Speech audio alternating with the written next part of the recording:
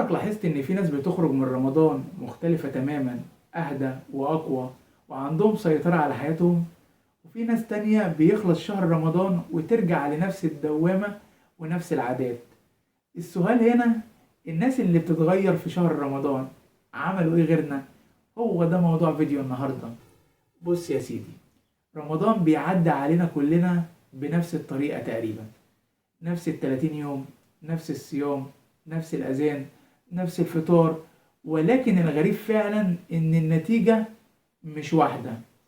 في ناس بعد شهر رمضان تقول أنا اتغيرت، بطلت عادة سيئة، اتعودت أصحى بدري، قربت من ربنا، بقيت أهدى، بقيت أقدر أركز أكتر.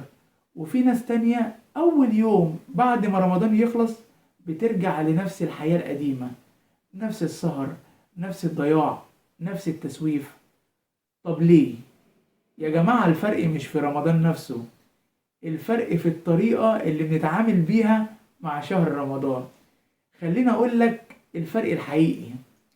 الناس اللي بتتغير في شهر رمضان ما بيعتبروش شهر رمضان موسم مؤقت، ولكن بيعتبروه فرصة تدريب. يعني إيه؟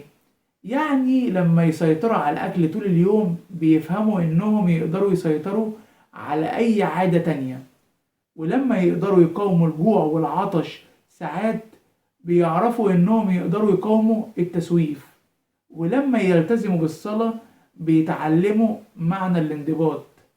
هما مش بيصوموا بس عن الأكل، هما بيصوموا عن الكسل والتشتت والعادات اللي بتسرق كل حاجة في حياتهم.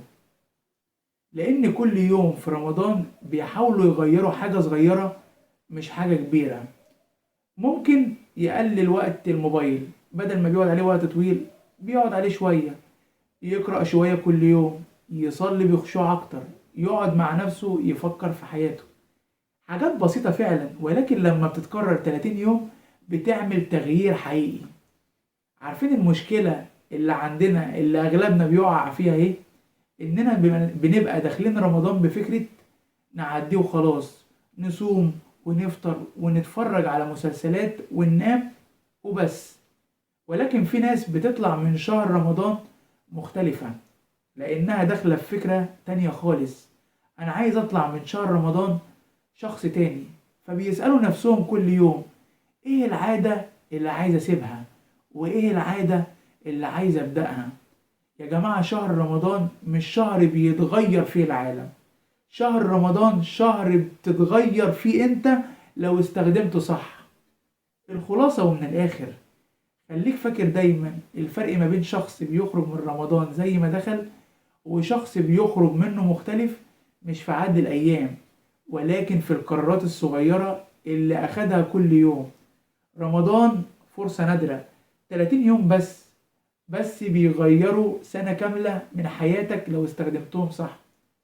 خليني أسألك سؤال بصراحة، انت عايز تخرج من رمضان السنة دي زي ما دخلت، ولا عايز تطلع منه شخص مختلف فعلا؟ قولي في التعليقات. وبرضه جاوبنا على سؤال تاني، ايه اول عادة نفسك تغيرها قبل رمضان ما يخلص؟ ومستني اجابتكم. والسلام عليكم.